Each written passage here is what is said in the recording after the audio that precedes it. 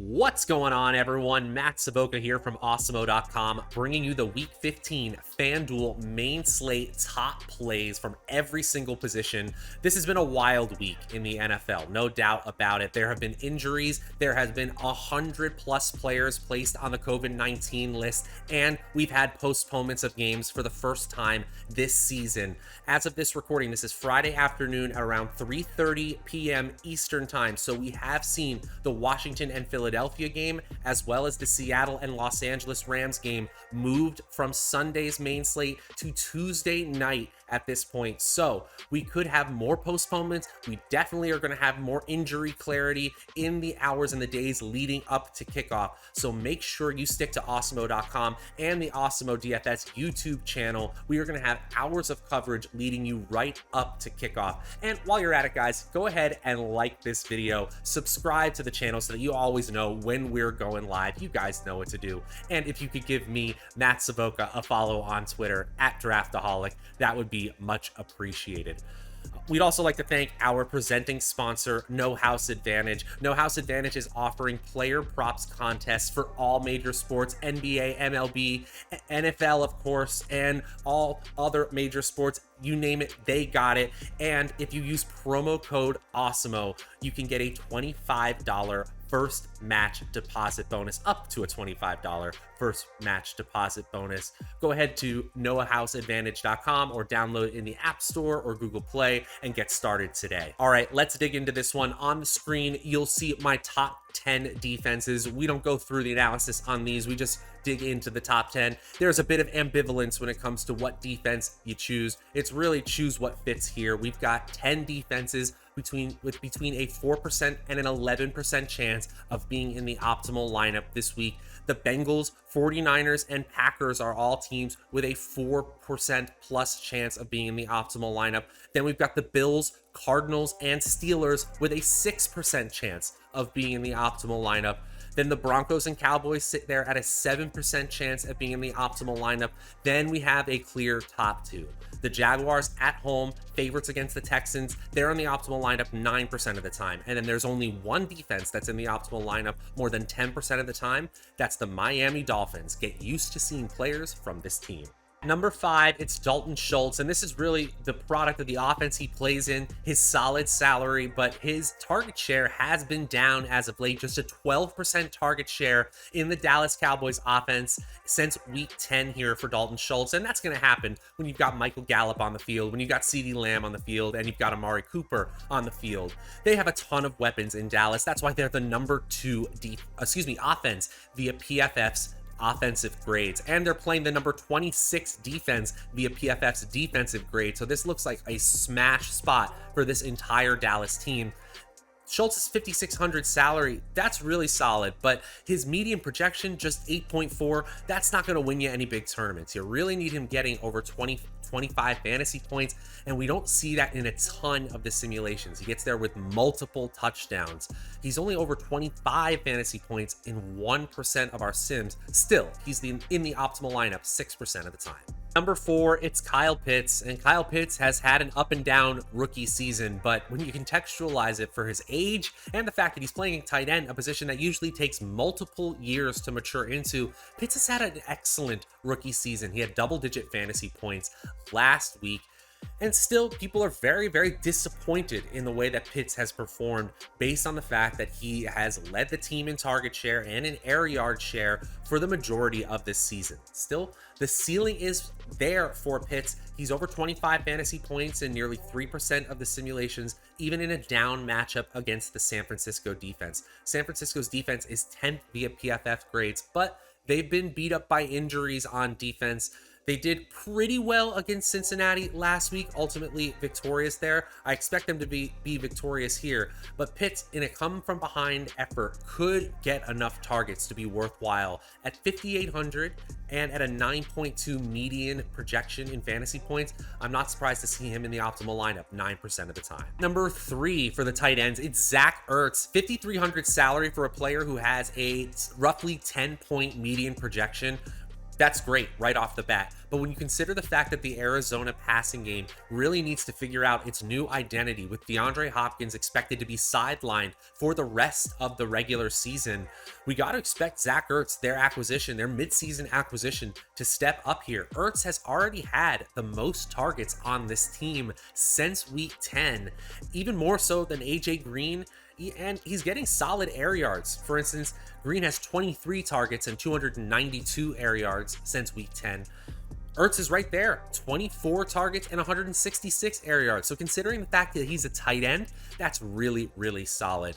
So the Cardinals are the 13th best offense according to PFF grades. Detroit is flirting with that worst graded defense with the New York Jets in PFF's defensive grades. This is a great matchup. Ertz is getting over 25 fantasy points in 9.4% of our simulations. He is the first tight end to come in at over double-digit chances of being in the optimal lineup. A 13% chance of being that optimal tight end this week. Number 2, it's Mike Gesicki, and this is really all about the matchup because you know there's some volatility in Gesicki's opportunity. It was great to see him get 11 targets, including 2 in the red zone last week, but just the week before, he had just 3 targets. I would say it's 2 weeks ago he had that, since they had a bye in week 14. You know what I mean. So we've seen him get 0 fantasy points in a game in the second half of this season. So he's not one of these stud tight ends where the target floor is super, super high. Not surprisingly, he's under 10 fantasy points in 46% of our simulations. This is still a mediocre offense, missing its best player in Jalen Waddle. But that ceiling is there. In 6.2% of our simulations, he's getting over 25 fantasy points. And for a player with just a 6,200 salary to get an 11-point median projection, that is excellent. Excellent. He is our top value play at the tight end position. And at number 1, I said Mike Gesicki was the best value play because George Kittle is the best play at the tight end position. He has been breaking slates as of late. 13 catches on 15 targets, a season high for him last week, 151 receiving yards. That's after 181 receiving yards in week 13 against Seattle. He's also had 50% of his receiving yards come after the catch. He is just one of a kind once he gets the ball in his hands. His ability to break tackles is just unprecedented. His median projection is over 13 fantasy points. He and the 49ers are 8-point favorites. They're now up to a top 5 PFF offensive grade, and they're playing a 27th ranked defensive graded Atlanta Falcons team. Kittle is getting over 25 fantasy points in a solid 17.6% of our simulations, and a fifth of the time, 21.4% of the time, he is the optimal tight end this week. Moving on to the wide receiver position, number 5, Stefon Diggs. And Stefon Diggs could easily break the slate here. In over a fifth of our simulations, he's over 25 fantasy points. And while there are floor games mixed in there, about 3 out of 10 simulations show him getting under 10 fantasy points. You know that a 7-catch, 13-target game like he had last week could be 174 yards for Diggs instead of the 74 he had. He gets 150 air yards like it's nothing. He's had over, 599 air yards since week 10. That is one of the top wide receiver numbers in the NFL. This is the number 16 offense versus the number 18 defense, but we know the ceiling for the Buffalo Bills is much higher than average, much higher than that 16th ranked grade right now via PFF. A 14-point median projection. Yes, that 7,800 salary is high, and it does look like there are more solid pay-up options than Diggs, but if you told me at the end of the main slate that Diggs was the one that broke it, I would not be surprised. Carolina has struggled against wide receivers all year, and Diggs could be another one that torches them this Sunday. Number 4, it's DJ Moore in that same game on the other side of the ball. DJ Moore has had a ton of fluctuations at the quarterback position. He doesn't know who's throwing to him week after week. He doesn't know if his quarterback's going to get benched mid-game like we saw last week, but still, Every single quarterback is finding a way to target DJ Moore. He's had 10 targets in back-to-back weeks. He's had 7 targets in every single game this season, a median projection of 13.0 fantasy points at a 6,600 salary. He is that perfect mid-tier option that you wouldn't necessarily consider on a site like DraftKings, but on FanDuel, you can absolutely get to this tier here. I really, really like this play on this platform specifically. If you broke the slate, it wouldn't be surprising either, but the Carolina Panthers offense, it's struggled because of the quarterback changes here. So I'm not surprised to see him getting under 10 fantasy points over 30% of the time. He gets into the optimal lineup 15% of the time, though. That's number 4 on the wide receiver list. Number 3, Devante Parker. Again, that prime matchup against the Jets. Missing Jalen Waddle, so Devante Parker is the de facto number 1 receiver for Tua Tagovailoa and the Miami Dolphins. 5 targets last week, caught all 5 for 62 yards. In his last game, that was week 8, he had 11 targets, catching 8 for 85 yards. We know that the solid ceiling is there. We know that Devante Parker legendarily disappears from games as well. So I'm not surprised to see that in nearly 40% of our simulations, he's under 10 fantasy points. But we're going to need options at under 6K in salary on FanDuel, and at 5,800 to get a 12.4 median projection. That's where Parker shines. He's an excellent value play, and he has some ceiling here. In over 10% of our simulations, he's getting 25 fantasy points. That's why he's got a 16% chance of being in this week's optimal lineup. At number 2, Deebo Samuel, positionless a la Cordero Patterson, although he has the wide receiver position label. And at 8,200, he is one of the players most affected by that Los Angeles and Seattle game moving to Tuesday, because if we were getting to Cooper Kupp or players like him, we're probably not able to get to players like Deebo Samuel. Now Deebo Samuel is absolutely at an attainable salary, 8,200 and a 15.9 median fantasy point projection. A quarter of the time, he's getting over 25 fantasy points. In fact, that's outpacing the number of times he scores under 10 fantasy points, and it's like a riddle, at least for most wide receivers. He had 1 target last week, double-digit fantasy points. 4 targets the week before that, over 20 fantasy points. 2 targets the week before that, over 15 fantasy points. That's ridiculous. They just want to get him the ball, and he's one of the most elusive players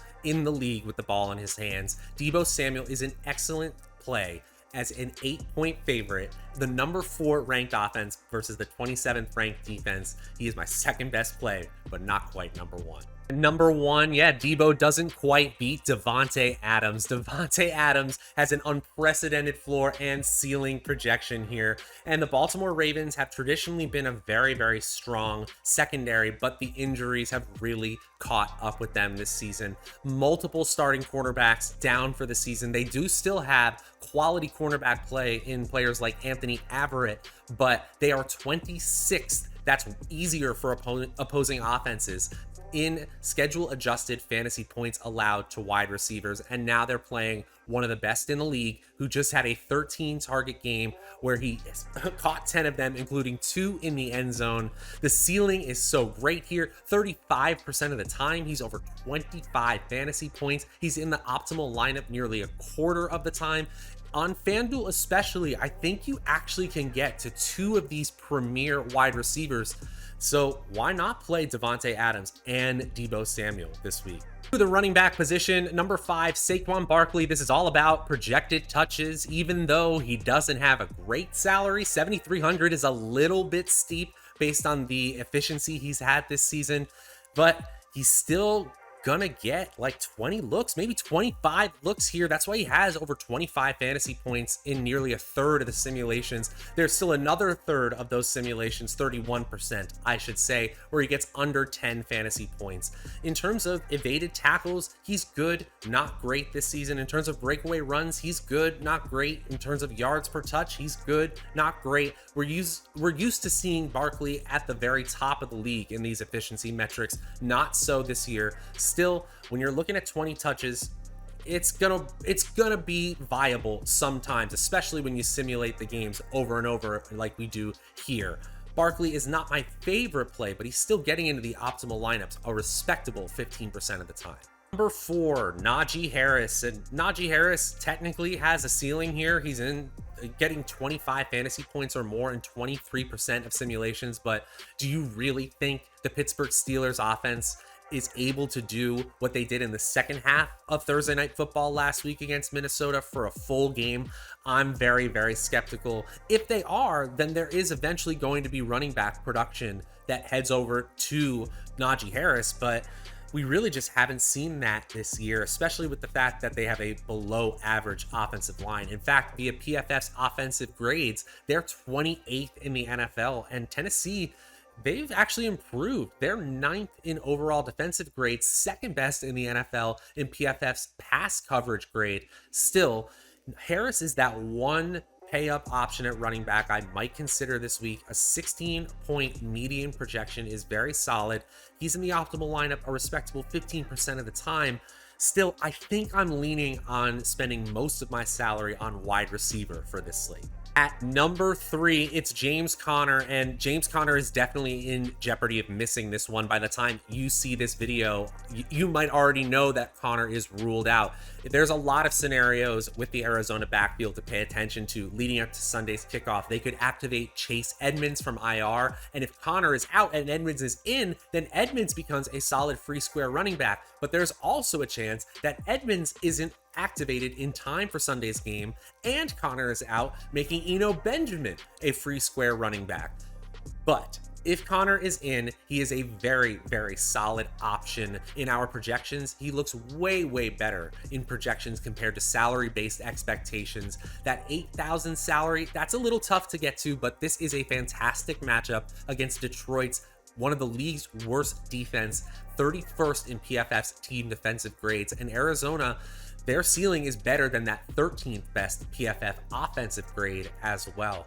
He is a third of a chance of getting 25 fantasy points or more, and in less than 30% of simulations, he is under 10 fantasy points. Again, I'm a little concerned he's going to miss this game, but if he doesn't, he is a rock solid option for the Arizona Cardinals. At number 2, oh, don't make me do this again. They say trust the process, but I don't want to be burned by Ezekiel Elliott. Yeah, he looks great in our simulations. What can I say? 10.5-point favorites in a pretty solid total game, at least for this week. 45, usually not so good. This week, that's a pretty high total. The Dallas Cowboys offense is number 2 in the NFL via PFF's offensive grades, and the New York Giants is one of the worst defenses via PFF's defensive grades. So I'm not surprised to see that median projection starting to creep up for a player like Elliott, who has shown no signs of being an efficient rusher, but should get the volume here in a plus matchup.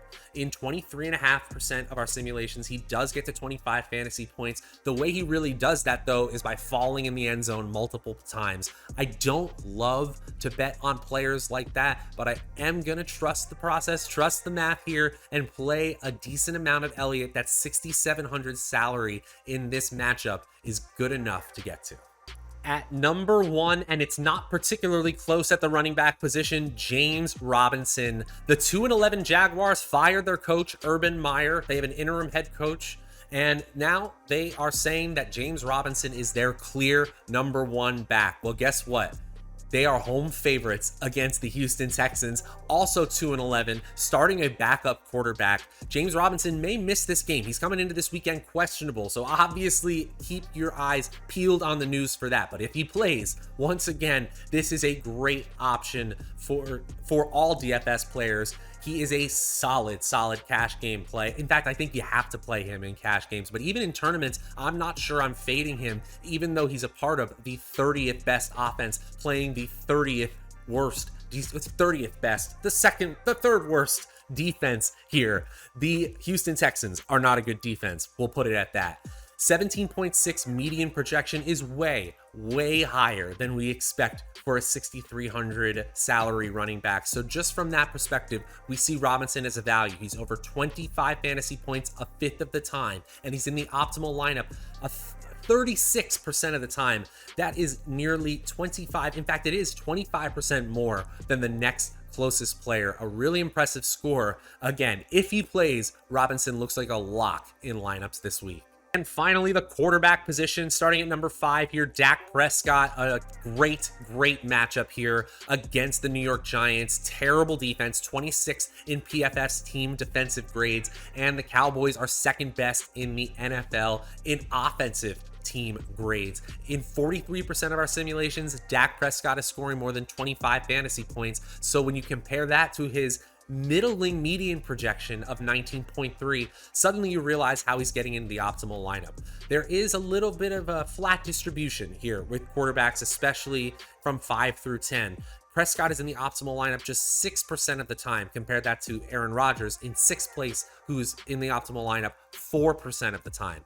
Still, the matchup is too good to ignore. So if you can get up to a player like Prescott, I advise doing it. You know that another 375-yard passing game like he had on Thanksgiving night against the Raiders is in his range of outcomes here against this bad Giants defense.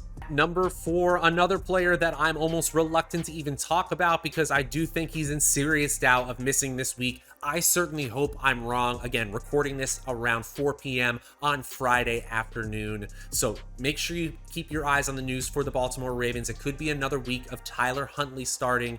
And that's why you're seeing this total for Green Bay Packers and the Baltimore Ravens at 43.5. If both teams had healthy quarterbacks, I think you'd see that total north of 47, 48. But I completely get it here, especially since the Green Bay Packers defense has really improved, particularly in the secondary. They are now the 4th best defense in the league via PFF's team defensive grades. And Baltimore, while still a middling offense in terms of team ranking, you know that they can get the job done on the ground against bad defenses. Jackson, if he does play, he's over 25 fantasy points, basically a coin flip chance 49% of the time.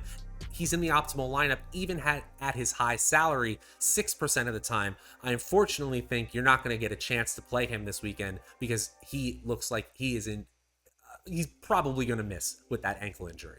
At number 3, Tua Tagovailoa. Tua makes so much sense as a middle value option. His salary is a little bit increased, but that's because he's playing the New York Jets. I just think it's worth it. I know that they're missing Jalen Waddle. I know that this team is ranked 25th in the NFL in offensive grades, but the Jets are a different kind of bad. They're 31st in PFF's defensive grades, but they are dead last in schedule adjusted fantasy points allowed by a wide margin. It's a coin flip chance for Tua to have over 25 fantasy points. I'm really excited to see what he can do, even without Waddle. I think with Parker and Gesicki and now Myles Gaskin activated from the COVID-19 list, I think they'll have enough firepower to control this game from start to finish, and Tua could easily have 250 plus yards passing in this one. Number 2, Kyler Murray. Kyler Murray is a great pay up option if you're able to get all the way up there. It is kind of a tough week to do so, at least at the time of this recording. Maybe we have some free square options available for you by the time you're watching or listening to this one, but Kyler Murray can get to a ceiling score in so many different ways here. He could pass for 350 plus yards like he did last week. He could run for 100 plus yards. He's run for over 55 yards in 2 straight games. So clearly that ankle feeling pretty darn good. In 60% of our simulations, he is scoring over 25 fantasy points, and in just 7.3% of our sims, he's under 10 fantasy points. He has an unprecedented floor and ceiling when you compare his scores to the rest of the quarterback position and the rest of all players on this slate. A median projection of 23.1 fantasy points. Such a clear advantage here against a Detroit team that is one of the worst defenses in the league and has an offense that can sometimes keep pace, which might mean that Kyler keeps his foot on the gas pedal longer in this one. He jumps up, he has a 16% chance of being in the optimal lineup. That's way ahead of Tua Tagovailoa, who's just at a 9%. Kyler, however, doesn't make number 1. Yep, that's right. Kyler doesn't quite make it to number 1 because Josh Allen is the preferred pay-up option here at 8,700 facing the Carolina Panthers, a team that is below average in most defensive statistical measures and 18th in PFF's team defensive grade. Allen has a chance to thrive here, even without Emmanuel Sanders expected to play in this one. Allen could pass for a huge amount here. We're talking 300, 350 yards against a middling Carolina secondary. His median projection is nearly 24 fantasy points, so it's not surprising to see him score over 25 fantasy points in nearly 2/3 of our simulations. Allen just offers so much. I know his ceiling and floor might be diminished a little bit because of concerns about the leg, but I don't think he's going to miss any time here, and I do still think you'll see him scrambling and rushing similar to how we usually do. He is just ahead of Kyler Murray in 16.2% of our optimal lineups, coming in at number 1. And that's going to do it for our Week 15 FanDuel main slate top plays for all positions here. A wild slate. Yeah, make sure you guys are sticking to this channel, sticking to Awesemo.com so that you get all the latest breaking news. Make sure to like this video, subscribe to the channel so that you always know when we're going live. And if you're looking for the DraftKings version of this video, it's around here somewhere on the channel. We will be back on Sunday with the Sunday Night Football top plays. Until then, I'm Matt Savoca from Awesemo.com. We will talk to you guys next time.